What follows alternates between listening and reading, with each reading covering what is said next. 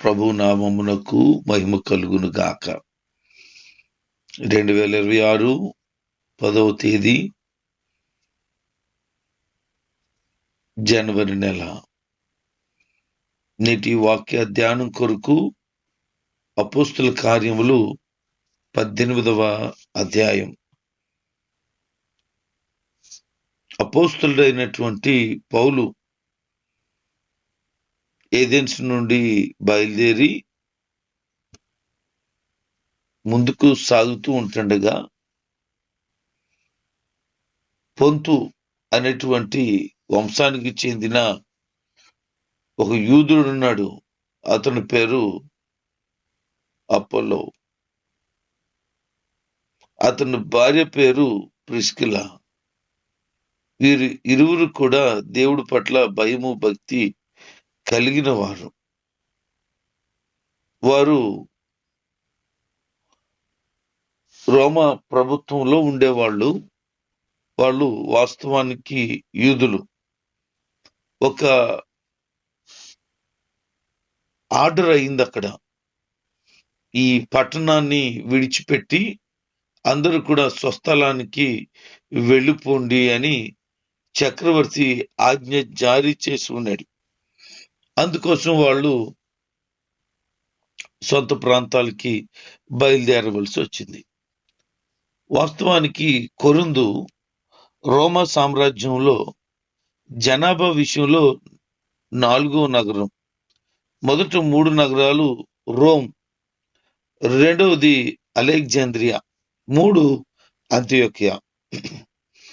ఈ కొరింథు ఏథెన్స్కు పశ్చిమంగా దాదాపు 75 కిలోమీటర్ల దూరంలో ఉంది. అది గ్రీసు దేశానికి రాజధాని, వ్యాపార కేంద్రం. అయితే అక్కడ ఉన్నటువంటి ప్రజలు పోకిరి పనుల విషయంలో బాగా పేరు పొందిన నగరం అట్టది. పౌలు కొరింథీకి చేరినప్పుడు అతను ఎలాంటి మనసు కలిగి ఉన్నాడో 1 కొరింథీ 2వ అధ్యాయము 1-5 వచనాల్లో వివరిస్తాడు. పరిపూర్ణంగా అతను దేవుని ఆత్మ సహాయముతోనే వాక్యాన్ని బోధించాడు తప్ప ఇతరమైన ఆలోచన ఏది లేదు నాకు. నా బుద్ధి కానీ నా జ్ఞానం కానీ ఈ కొరింథీలో నేను వినియోగించలేదు అంటాడు. అంతకు ముందు అతను ఏథెన్స్ పట్టణంలో ఉన్నప్పుడు తన జ్ఞానాన్ని ఉపయోగించి మాట్లాడాడు. ఎందుకంటే అక్కడ తెలియబడని దేవునికి అనే బలిపీఠం కట్టినప్పుడు అతడు తెలివిగా జ్ఞానాన్ని ఉపయోగించి సందేశాన్ని వారికి అందించాడు. కానీ ఇక్కడ అంతా మన భాషలో చెప్పాలంటే సొదులు ఉన్నారు, బాగా పోకిరి వాళ్ళు ఉన్నారు. కాబట్టి అలాంటి ప్రాంతానికి వాక్యం చెప్పాలంటే దేవుని ఆత్మ సహాయమే పరిపూర్ణంగా అవసరమని పౌలు గమనించాడు. అయితే అతడు ఏం చెప్తున్నాడంటే ఏథెన్సులో తన సేవ విజయవంతంగా జరగలేదు అనుకున్నాడు ఏంటో, ఈ కొరింథీ వారు కూడా మొత్తం శుభవార్త నిరాకరిస్తారని ఆలోచన చేశాడు. ఏదో కారణం వల్ల కొరింథీలో అతడు బోధించే విధానం ఏథెన్సులో లాగా లేదు, వేరుగా ఉంది అని మనం అర్థం చేసుకోగలగాలి. ఈ యొక్క పౌలు గారు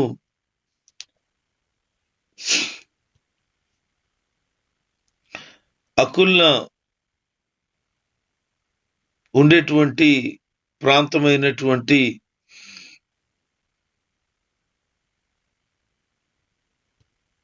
ఇటలీ అనేటువంటి స్థలానికి వచ్చేశారు.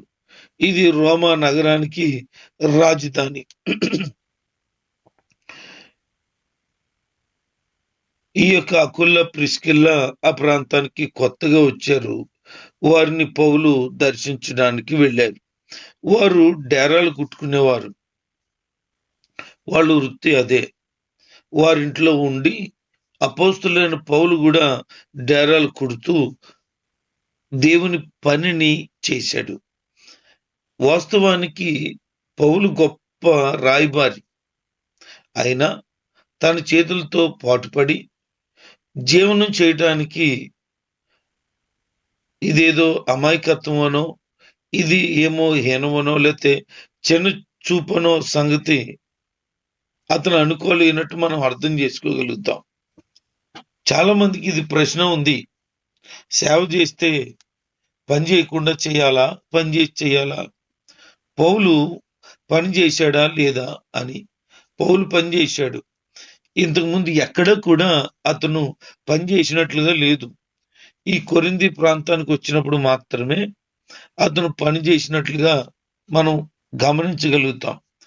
మరలా ఇతర ప్రాంతాలకు వెళ్ళినప్పుడు కూడా అతను ఏం పని చేయలేదు. ఇంకా చెప్పాలంటే ఇతరమైన సంఘాల నుంచి అతనికి కానుకలు వచ్చేయట.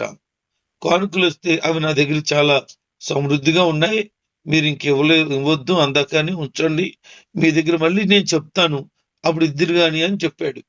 అంటే ఈ కొరింథీలో అతనికి ఆర్థిక అవసరం పడింది. అతను సేవ చేయటానికి, అతను ఇతరమైన ప్రాంతాలకు వెళ్ళటానికి గాని, అతనికి జీవనోపాధికి గాని ఆహారం అవసరమైంది. ఇంతకు ముందు ఇతరులు ప్రేమించినట్లుగా అతనికి ఇక్కడ అంత ప్రేమ దొరకలేదు. ఇంతకు ముందు ఇతరులు అతన్ని హక్కుని చేర్చుకున్నట్లుగా అంత చేర్చుకున్నట్లు కనబడటం లేదు. అందుకే అతనికి ఈ జీవనోపాధి సంబంధించిన పని చేయాల్సి వచ్చిందనేది మనం గమనించగలుగుతాం. అంటే అతను అక్కరను బట్టే పని చేశాడు తప్ప మరొకటి ఏమీ కానే కాదు.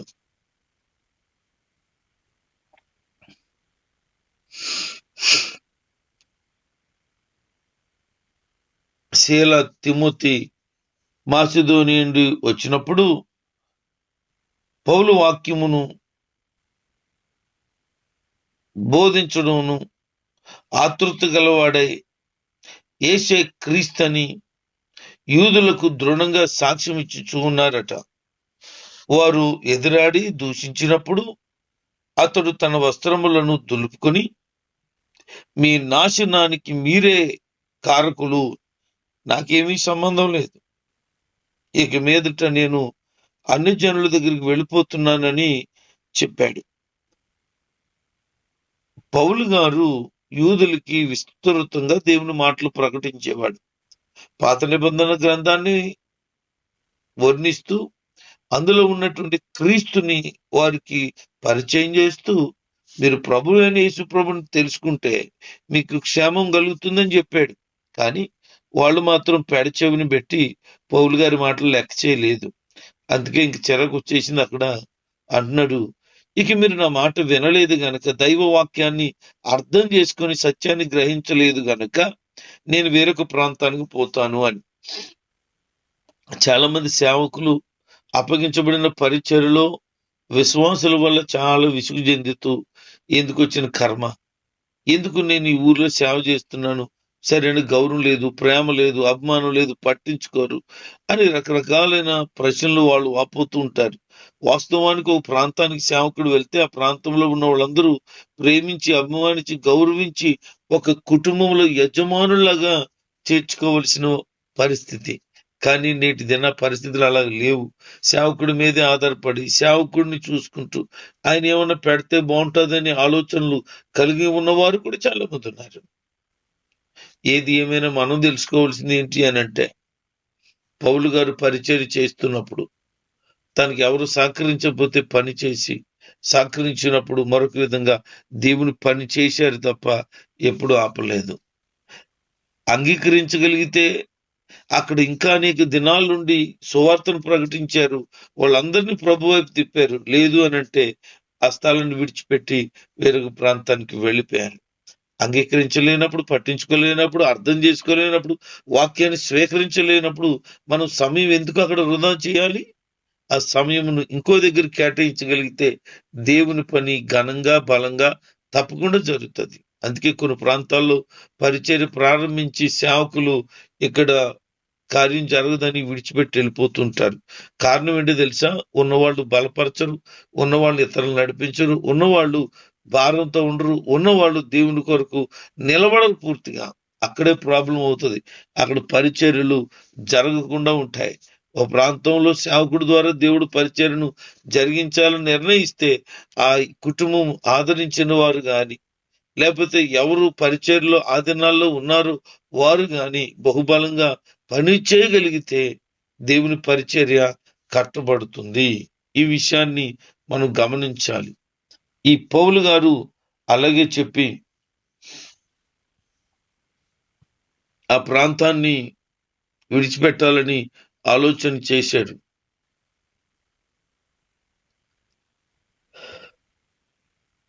పౌలు గారు ఆ ప్రాంతంలో సమాజ మందిరం ఉన్నటువంటి ఆ సమాజ మందిరం ఇంటి పక్కనే, సమాజ మందిరం పక్కనే ఉన్న ఒక ఇల్లుంది, యూస్తాస్. అతని ఇంటికి వెళ్ళాడట. అతను క్రిస్పస్ అనే వ్యక్తి. అతడు చాలా చక్కగా అతను ప్రేమించి దేవుని పట్ల విశ్వాసం ఉంచి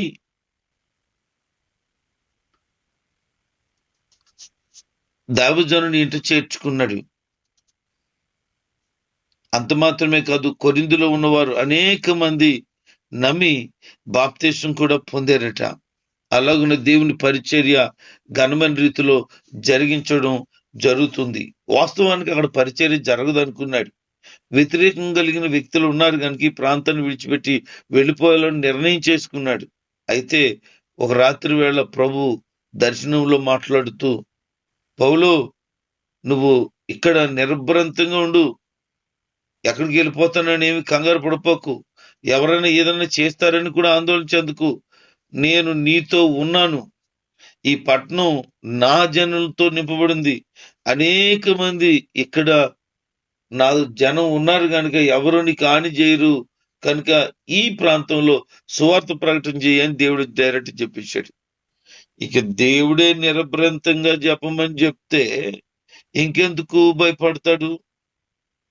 నిర్భయంగా దేవుని మాటలు ప్రకటించడం ప్రారంభించి సంవత్సరన్నర కాలం కొరింథీలో ఉన్నాడట. అక్కడి నుంచి వెళ్ళిపోతానని మాట్లాడిన వాడు ప్రభు మాట్లాడితే అక్కడే ఉన్నాడు. దేవుని చిత్తమై ఉండాల్సి వస్తే పరిచర్య విధానమే ఆశ్చర్యకరంగా మారిపోతుందని గమనించాలి. దేవుని సేవ చేసే సేవకులు ఒక ప్రాంతానికి పంపించబడ్డారు అనంటే ఉరికినే ప్రభు ఏం పంపించడు. ఆ ప్రాంతంలో అనేక ఆత్మలను తప్పకుండా అప్పగిస్తాడు. మన భారతదేశానికి పరిచర్య ప్రారంభించబడిన తర్వాత చాలా ప్రాంతాలు దేవుని చేత వెలిగించబడ్డాయి. అయితే విలియం కేరీ అనేటువంటి వ్యక్తి మన భారతదేశానికి ఇంగ్లాండ్ దేశం నుంచి వచ్చాడు. చాలా కఠినమైన పరిస్థితి అయింది. చాలా వ్యతిరేకతలు ఎదుర్కొన్నాడు. కుటుంబ పరంగా చాలా క్షోభను భరించాడు. అయితే సువార్తను ఆపలేదు, బైబిల్ తర్జుమా చేయడం ఆపలేదు. అతను దేవుల్లో విశ్వాసంలో ఎదుగుతూ చాలా నమ్మకంగా పరిచర్య చేస్తూ ప్రతిదినం కూడా సువార్త ప్రకటించాడట. అలాగున 6 సంవత్సరాలు అతను ప్రకటించిన తర్వాత కృష్ణమోహన్ అనేటువంటి ఒక బ్రాహ్మణ కులానికి సంబంధించిన వ్యక్తి ప్రభు అని యేసుక్రీస్తు వారిని అంగీకరించాడు. 6 సంవత్సరాల తర్వాత, అంటే సేవ చేసేస్తున్నాను 10 మంది పటాపటమని వచ్చేస్తున్నారు కాదు కాదు కాదు కాదు వాళ్ళు ఎక్కడోళ్ళు, ఎలాంటి వాళ్ళు, ఏ సంఘానికి సంబంధించిన వాళ్ళు నీ దగ్గరికి రాగలుగుతున్నారంటే, ఏ సంఘానికి లేదండి, వీళ్ళందరూ అన్యులు, నేను వారి కొరకు ప్రార్థన చేశాను, ప్రభు కార్యం చేశాడు, వీళ్ళు నా దగ్గర నడిపించాడంటే వెళ్ళండి, చాలా సంతోషం. కానీ ఆ బుట్టలో కొన్ని చేపలు, ఈ బుట్టలో కొన్ని చేపలు, నీ బుట్టలో వేసుకున్న బుట్ట నిండిపోయింది అని బడాయి కౌరులు చెప్పకూడదు. ఎందుకనంటే దైవ చిత్తం కాదు అక్కడ, దేవునికి ఇష్టం లేదు అక్కడ పరిచర్య చేయడం మానేసేసాయి. లేదు, దేవుని చిత్తమై ఉందా, ప్రయాసపడు. సంవత్సరాలు గడిచిన అద్భుతమైన రీతిలో ఆత్మల పంటను దేవుడు నీకు అప్పగిస్తాడు.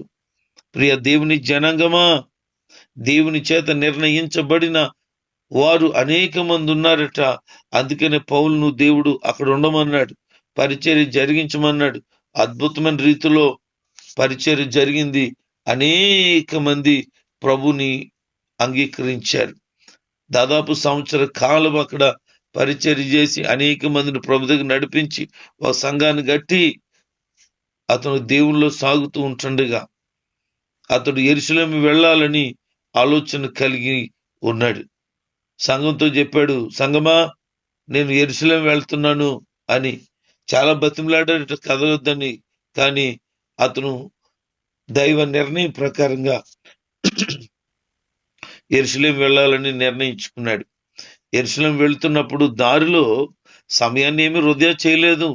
అతను ప్రయాణంలో సువార్తను ప్రకటన చేస్తూ ఏ పట్టణాలైతే అతను మార్గం మధ్యలో తారసపడ్డాయో ఆ పట్టణాలలో అతను సువార్తను ప్రకటన చేసి అక్కడ కూడా అనేక ఆత్మలను రక్షించాడు. మనం ఒకటి గమనించాలి, ఎక్కడికి వెళ్ళినా ఏ పనిలో ఉన్నా ఏ పని చేస్తూ ఉన్నా అక్కడ మన ఉద్దేశం ఒకటై ఉండాలి.